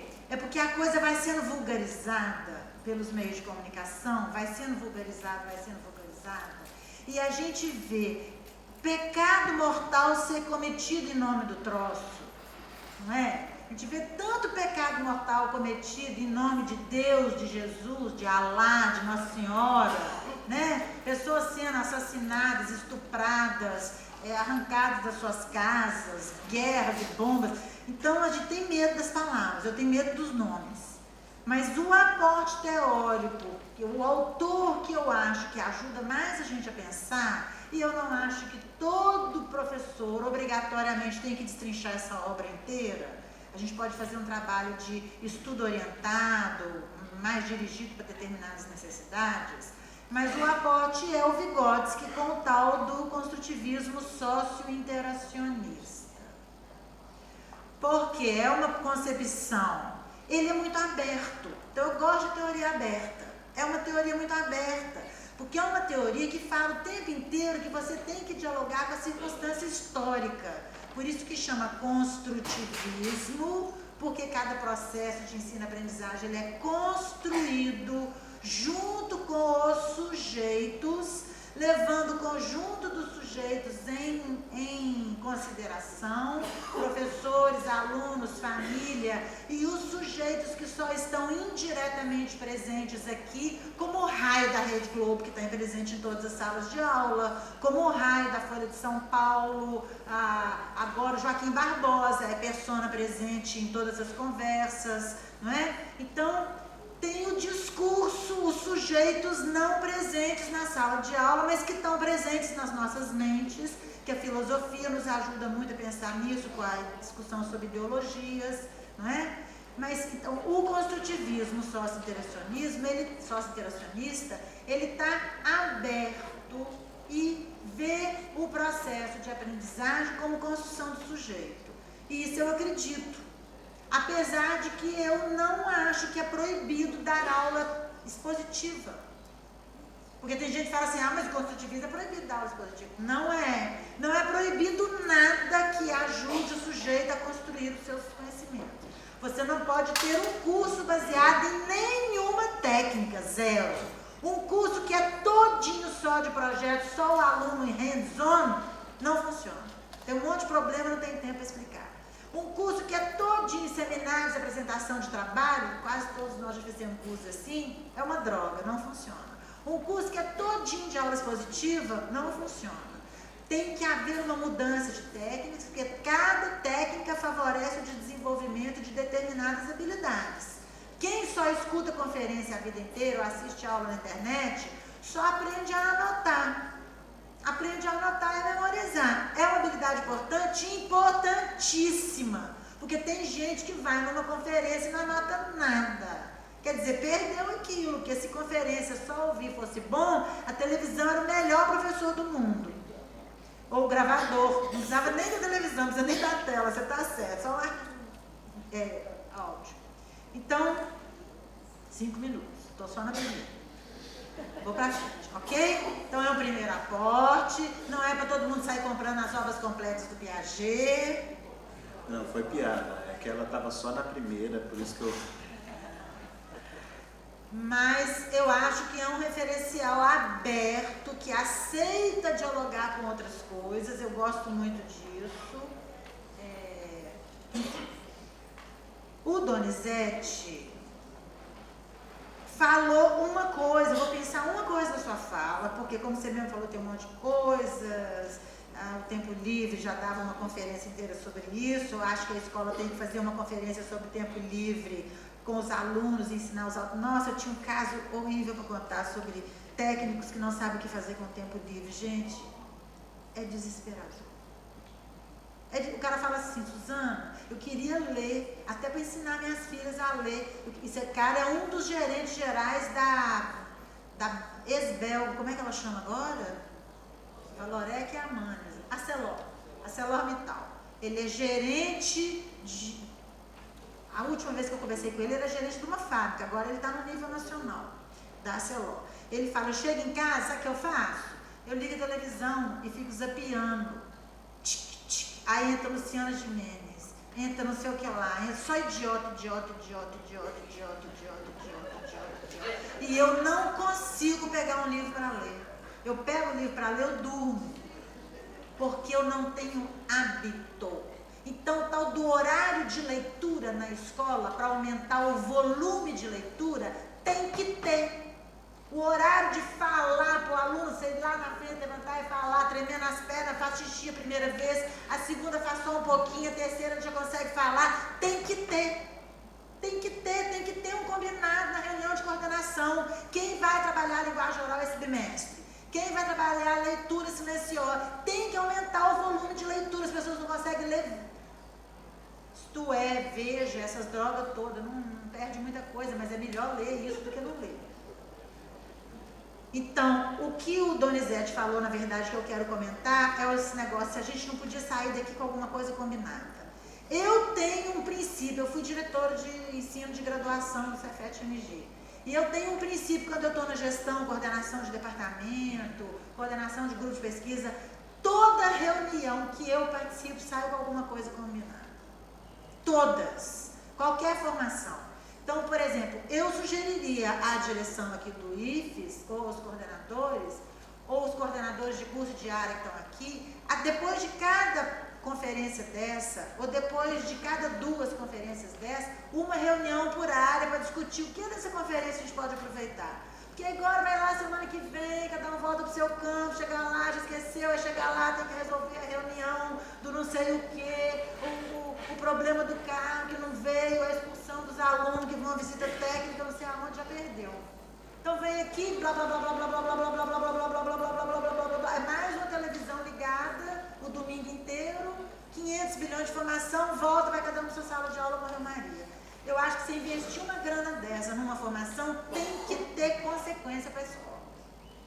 Tem que ter alguma consequência. Então tem que ter uma cobrança, uma pauta de reunião, 3 perguntas, todas as coordenações vão ter que mandar resposta para essas 3 perguntas. Quais são as ações que vocês acharam mais destacadas? Como é que isso pode ser levado para dentro do seu curso? Que metas vocês podem estabelecer para o ano que vem? Pronto. Simples assim. Uai, vem aqui, gastou uma grana, trouxe tanto de gente, sentou todo mundo, ouviu, e aí, volta, continua fazendo tudo igual? Pelo amor de Deus, não podemos gastar recurso público. Então, adorei. Marcelo, UFES, obrigado por falar que eu proponho, eu sou assim para o bem e para o mal. Mas isso não quer dizer que eu descuido da teoria, não. Eu tento não descuidar. Mas eu acho que a gente tem que propor, tem que experimentar, tem que circular a experiência. O Artés está aqui, eu vou cutucar ele de novo, que ele vai receber meu e-mail, mas ele já prometeu que vai responder. Tem que circular a experiência, porque nenhum cientista descobre a roda do zero. Por isso que tem publicação. Porque tudo que todo mundo faz em ciência, faz depois de fazer a revisão do que já foi publicado sobre aquilo. Então, tudo que eu vou fazer em sala de aula, se eu for inteligente, eu vou fazer depois de ler as experiências de outros professores que já fizeram aula expositiva, médio projeto, trabalho em grupo, feira de ciências, visita técnica, onde é que deu errado, o que você tem que cercar, quais são os perigos, quais são os cuidados com a segurança do aluno, quais são os cuidados didáticos. Claro. Então, tem uma maldição na educação que vem dessa guerra das áreas duras com as humanas, e dentro das humanas tem essa guerra também. Gente, o ser humano é uma desgraça pelada. Por isso que a gente tem que se vigiar sem parar. Porque dentro da educação tem uma guerra entre a teoria e a empiria, entre as disciplinas filosóficos sociais e as didáticas. E as coitadas das didáticas, das metodologias e das disciplinas de gestão são assim, o primo infeliz, entendeu? O para-choque traseiro da carroça. Ninguém dá bola para elas. Alguma coisa melhorou nos últimos anos, mas ainda são áreas de segundo escalão. A Bernadette Gatti denuncia muito isso nas licenciaturas e fala que isso tem sido uma tragédia para a educação brasileira. Não dá para discutir meta e técnica sem base teórica, mas não tem nenhum sentido de discutir teoria sem consequência prática, porque a educação é relação, é efetivação de coisas. Avaliar para sempre avançar. Olha, que saberes a profissão exige, que eles possuem quando chegar? Infelizmente, Marcelo, agora não dá mais, né? Alguma coisa eu falei aqui, eu tinha uma lâmina do Tardif, e de uma discussão do Tardif com dados de pesquisa que eu acabei tirando porque eu achei que ia ficar muito pesada, posso te mandar. Mas essa discussão aí tem que ver em cada casa, em cada escola, tem que conhecer cada professor. O que eles chegam nas escolas técnicas é um, nas escolas estaduais é outro, na rede privada é outro, enfim. E aí eu vou emendar numa questão do Joel. Ai, Joel, me chama para vir aqui conhecer esse MEPS que eu venho. Eu fiquei doida com esse troço. O que é isso? Isso é uma OCIP, uma ONG, um troço privado, de igreja? O que é isso? O que é? Cara, eu fiquei louca. Os caras estão dando um show de nós, gente. Vocês viram isso aqui? Olha aqui. Os caras fazem uma formação faziam, antes do cara ir para a sala de aula, uma formação de 8 meses. Agora eles fazem serviço ao longo de 2 anos, no final do primeiro ano, o professor faz um projeto de pesquisa e intervenção. Meu Deus, a fórmula aí para o Instituto Federal, para todo professor que chegar. Já tem gente fazendo nos institutos federais. O cara chega e faz uma especialização ou um programa especial de formação pedagógica no estágio probatório. E ao longo disso, já tem gente fazendo, tá, gente? Não tirar o mérito dos institutos, não. Mas olha para você ver, uma escola que provavelmente não tem as condições que nós temos. Gente, nós somos muito privilegiados. Você tem amigos, parentes, colegas que são das redes estaduais e municipais. Nós somos muito privilegiados. Eu acho que a gente subaproveita os privilégios que nós temos. Honestamente, eu acho que nós subaproveitamos. Não acho que nós estamos no céu, não. Nós ainda temos que lutar por mais professores, menores cargas horárias. Para muitos institutos, as cargas horárias de aula estão muito elevadas, para o cara ter tempo de pensar, fazer pesquisa e extensão. Mas nós somos muito privilegiados. Então ele pediu experiências positivas. Eu sei que eu vou te botar em contato, Joel. Me pede depois o e-mail da Adélia, do campus de Contagem, do Cefet. E talvez a Glória, do Instituto Sul de Minas, também tenha alguma coisa a contar dessas ideias aí do conselho de classe, não só focado no estudante. E eu tenho um material para direcionar a conversa de um conselho de classe desse, uma fichinha que eu uso nos conselhos de classe, que eu usava, né, gente, eu quase sexagenária, então não estou mais coordenando conselho de classe, mas eu ensino, todo mundo que eu ensino e faz adora, eu ensino nos institutos quando me chamam para fazer esse tipo de trabalho, uma fichinha, tipo assim, o que você fez esse bimestre que deu certo, um roteiro para o cara descrever, o que você fez esse bimestre com essa turma que deu errado, um roteirinho para você preencher, o que você acha que a coordenação pedagógica devia fazer que não está fazendo, o que está fazendo de legal, o que falta, quais são os maiores problemas que essa turma dá, se tem alguma sugestão. É isso. Bem objetivo. E aí cada um responde individualmente, depois a gente abre a roda por escrito individual, no conselho de classe, um trabalho individual por escrito, todos os professores, depois abre a roda e dali sai um projeto pedagógico para aquela turma. Sensacional.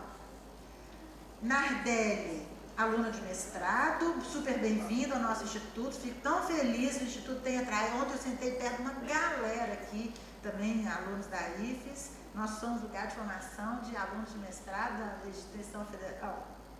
Muito bacana. Ela fala que tem algo além da formação, porque tem gente que não muda. Tem muita coisa para conversar sobre isso, Nardelli. Eu orientei uma pesquisa, cadê a Nardelli? Eu orientei uma pesquisa sobre mal-estar docente numa rede estadual de uma cidade da periferia de Belo Horizonte. A gente estudou muito sobre isso. Mas aqui, rapidamente, sobre a infelicidade docente e pessoas que não mudam com a formação. Primeiro ponto que eu acho que a gente tem que perguntar, a formação foi ruim, e a maioria das formações são ruins, e a Bernadette Gatti fala isso na pesquisa dela. O que nós estamos propondo de formação continuada para os professores é ruim, é muito teórico, é fora da realidade, é chato, repete o modelo que nós estamos querendo que ele quebre, a gente faz o que a gente fica aqui falando 2 horas o que ele não deve fazer, fazendo o que a gente fala que ele não deve fazer. Fácil, né? Senta em cima do meu rabinho, dou aula expositiva para o professor, falando para ele que não deve dar aula expositiva. Então tem esse problema. Primeiro, a formação é ruim. E o segundo problema é que tem duas coisas na infelicidade. Tem gente que é infeliz porque goza assim. Essa é a palavra da psicanálise, viu, gente? Vocês já foram para pornografia, pode ir, pornografia é bom, a gente ri, se diverte, é bom. Mas tem gente que goza com o sofrimento. Então, aí é só o psicanalista dela que vai resolver. E tem gente que sofre a vida inteira sem gozar no sofrimento, por medo e por não saber e por não ter mão dada para mudar. E isso é culpa da escola, da instituição. Porque não deu a mão para esse professor, porque não mostrou para ele outra maneira de fazer, porque ele quer mudar, ele está afim de mudar, mas ele está com medo. É claro, eu nunca vi ninguém fazer de outro jeito. Eu é que vou dar minha cara a tapa, que esse adolescente lá na hora de me comer. E olha, briga com o adolescente, eu sou professora de didática, eu falo para meus alunos, não compre conflito com o adolescente, porque você vai perder. Você vai perder. Se vira nos 30, nos 40, nos 60, eu estou me dizendo quase nos 60. Se vira, porque você vai perder.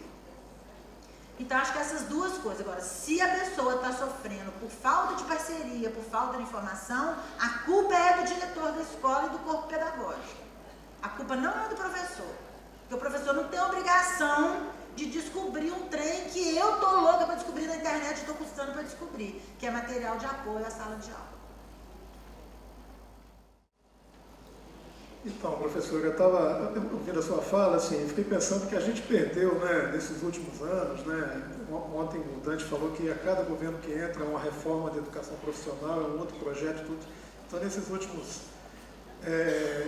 15 anos, a gente vem, assim, eu acho que a gente conquistou algumas coisas nessa última década, mas ao longo do tempo a gente, assim, no geral, a gente vem perdendo muita coisa. E uma delas, por conta até da nossa forma de ser, enquanto instituição que vem das antigas escolas técnicas, né, é essa coisa que a gente chama de racionalidade técnica, né? Tem um filósofo historiador, Walter Benjamin, que fala da nossa capacidade de experiência, de narrar experiência, a gente vem perdendo isso. E eu cheguei na sua fala, professor, um pouco disso, né? Essa formação que não se expressa, que não fala, que não sabe dialogar, né? A gente vem assim, a passos largos, reproduzindo isso cada vez mais, né? E aí eu lembrei que lá na década de 60, né, os professores das áreas técnicas, eles passavam, antes de assumir uma área técnica, eles passavam por uma formação pedagógica. Iam lá no Cefet de Minas, iam lá no Cefet do Paraná, receber aquela formação pedagógica, que era naquele momento, né, uma coisa adequada, e de lá para cá, na década de 70 e 80, isso foi praticamente extinto. Quer dizer, hoje, de um modo geral, os professores, como a senhora colocou, né, eles são engenheiros dando aula, de maioria, né, se sentem engenheiro, se sentem professor. Eu acho que é isso que a gente vem, assim, essa perda que a gente vem acumulando nesses últimos anos, eu acho que é um pouco em relação a isso aí, não é? Capacidade de narrar, de contar, não é? De falar, e hoje uma perspectiva curricular muito presente hoje, né, na educação, né, que tomara que ela venha tomar força, né, que é a perspectiva do currículo, o narrativa. Eu queria que a professora comentasse um pouco sobre isso. Obrigado. Meu nome é Barbarioli, eu sou do campus de Aracruz. Já dei aula no Instituto como professor substituto, no interior, São Mateus, aqui, e agora estou em Aracruz. Primeiramente, diria eu, em nome de outros colegas formados na engenharia, que eu particularmente sou professor por opção. Eu não tenho a formação pedagógica, que é o tema que está aqui em pauta. Passei grande parte da minha vida na indústria, tenho bastante experiência, levo para a sala de aula, mas optei para vir para ser professor para ver se seria um pouco mais feliz dentro de sala de aula, porque a gente sabe como é que é os esbarros das indústrias. Acabou de narrar um fato aí com um colega, e passei por grandes empresas, né, inclusive Petrobras, mas vim com uma ideia de realmente ser mais feliz porque eu imagino que ser um educador, levar aquilo para os alunos que vão ser o futuro do nosso país, é muito gratificante para a gente quando você leva o conhecimento, que você vê alguém lá com sucesso. Mas a minha pergunta é o seguinte: o tema aqui é a formação pedagógica para esses profissionais. Quando eu vim pela primeira vez dar aula como contratado e depois como efetivo, simplesmente eu fui jogado para a sala de aula. Me empurraram lá para dentro da sala de aula e eu tive que me virar com aquilo que eu tinha para poder suprir a necessidade daquela disciplina. Então a minha pergunta é o seguinte: eu não sei se nesse encontro poderá sair coisa concreta para que a gente sensibilize os nossos governantes e o nosso ministro da Educação de colocar a nível de decreto mesmo a formação desses profissionais. A maioria, o Instituto Federal exige porque ele é um curso, é uma escola que forma técnico. E para formar técnico, para sair técnico, os professores têm que ser da formação técnica, engenheiro. Então a minha pergunta é o seguinte: teria condição ou poderia se fazer algo para que esses professores tivessem um treinamento para entender um pouco da questão pedagógica? Essa fala do professor já valeu dele. Eu sou professor artético do Cefet e me formei em engenharia e pedagogia, né, surpreendentemente, mas sou professor.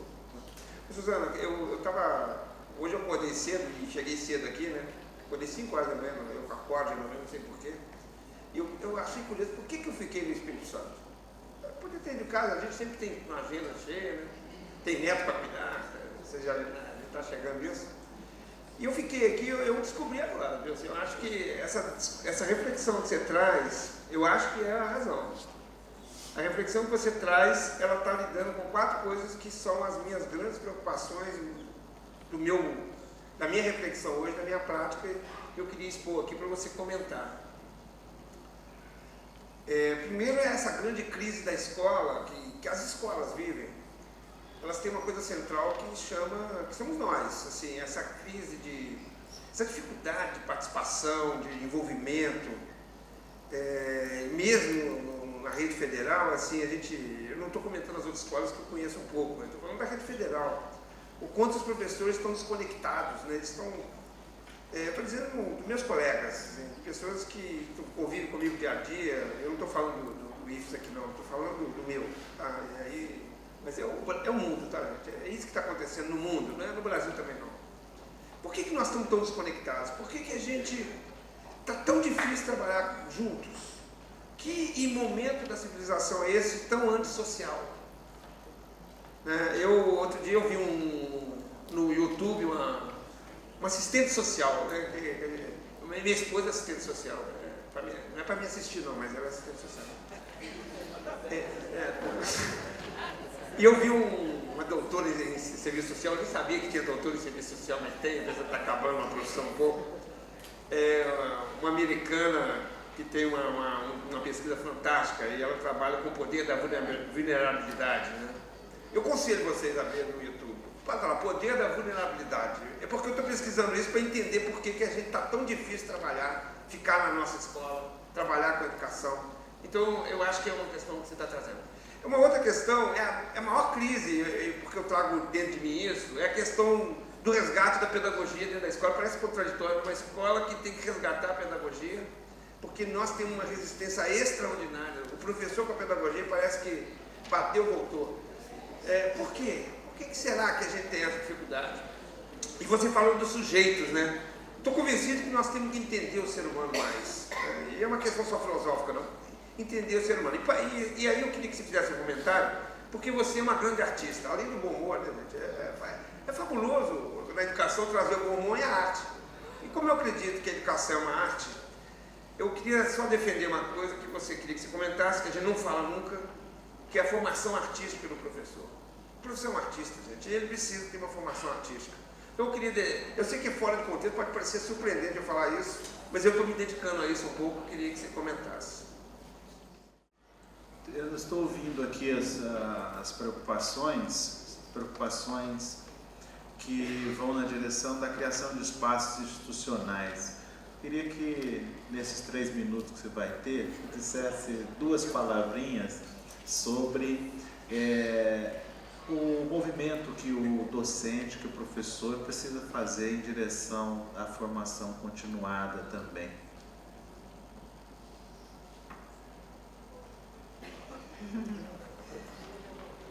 Seria cômico se não fosse trágico, seria trágico se não fosse cômico. Vem demais porque, né, responder essas questões nesse tempo. Não tem resposta nesse tempo, né, gente? Acho que vou tentar falar uma frase de cada coisa. Olha, ser humano sem arte não é ser humano. Ponto. Ok, Artes? Sem arte não é. Vou falar de novo, eu falei terça-feira, falei na Serra, vou falar de novo do livro falei que era uma frase só, não aguento, né? Professor. Defeito do professor, falar demais. Nós temos que exercitar o silêncio e a escuta. Loucamente, fazer exercício. Ó. Hoje eu vou entrar na sala de aula e não vou falar mais do que 5 minutos. Vou dar a orientação do que eles vão fazer e os outros 4 em 1 minuto, e os outros 4 minutos eu vou acompanhar os grupos e vou falar 30 segundos num grupo, 30 segundos no outro. Pum. Exercício. Porque se o outro não fala, ele não pensa, né? Se você ocupa o lugar da fala, você ocupa o lugar da ação intelectual e o outro fica de passivo. O Snow, né? Esqueço o nome do Snow. J.P. Snow.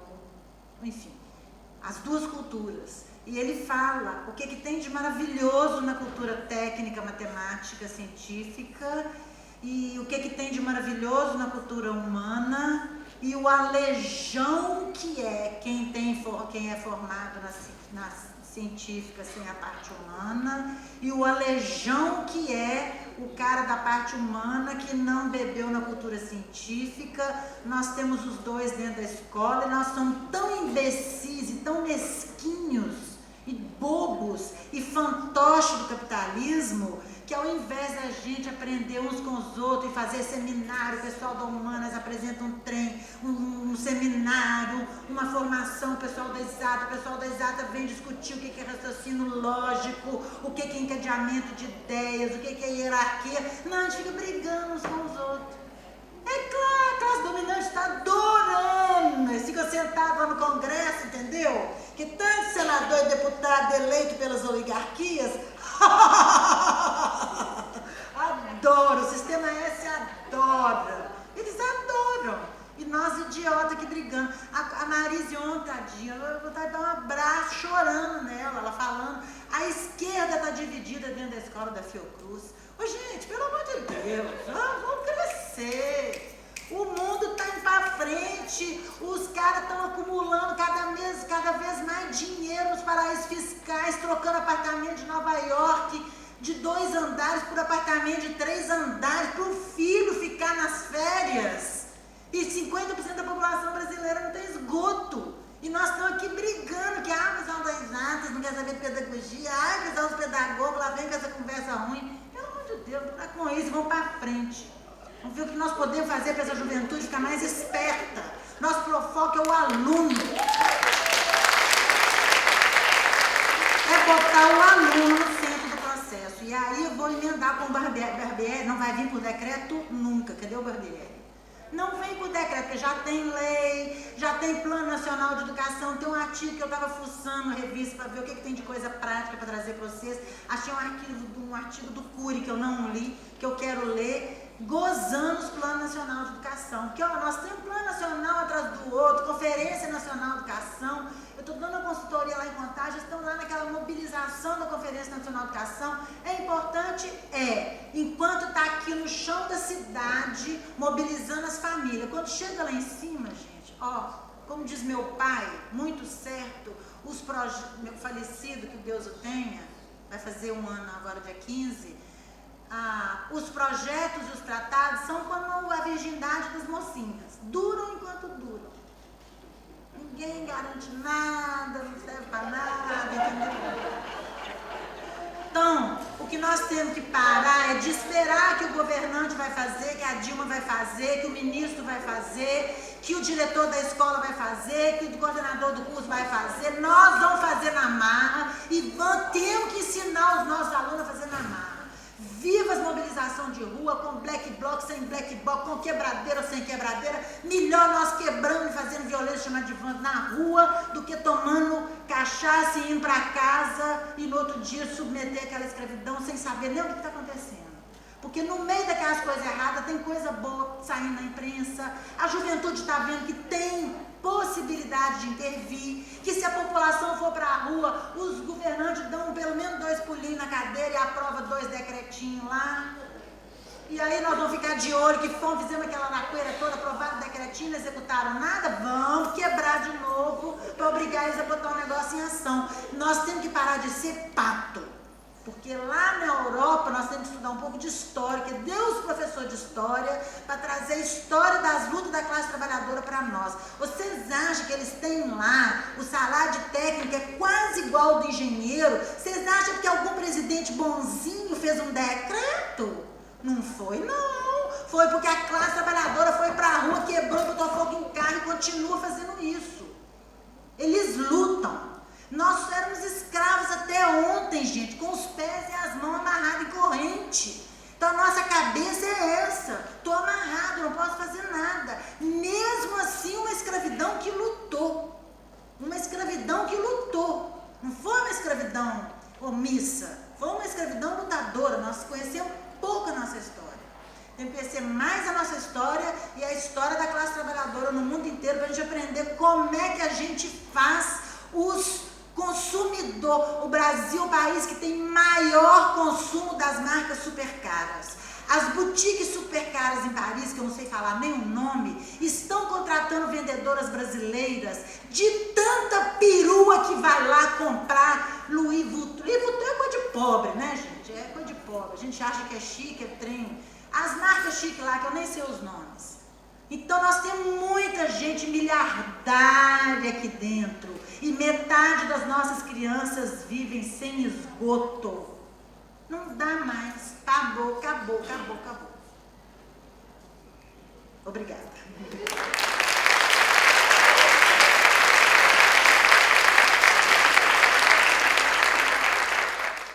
Bom, eu havia restringido ali o tempo para que a senhora pudesse ter uns 2 minutinhos para fazer suas considerações finais, mas parece que já fez, né? Mas de qualquer modo eu vou agradecer a presença da professora Suzana Burnier aqui nesta mesa, nessa manhã.